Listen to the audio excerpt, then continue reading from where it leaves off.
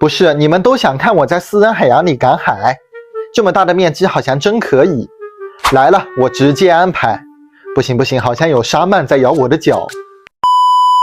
最近我发现我的这条会走路的狗鱼，继猥琐走路和饿虎扑食以后解锁的第3项技能，就是在水面上乱飞。它最开始来我家的时候，这项技能还是偶发性的，只会在吃饭的时候触发。现在就开始无 CD 运转了，每天都绕着池子转圈圈。刚开始我以为它是状态不好，然而扔块虾肉下去它就老实了，又回到了鱼缸底下找吃的，吃饱了还打个哈欠。等到消化完毕，它直接给我来了一波原地起飞，继续在水面上开始抽象表演，游到我面前还能用手摸摸头。我感觉他这种癫狂的精神状态再这样持续下去，不出几天估计就会和他的老婆一样从鱼缸里面飞出去，然后在天堂团聚了。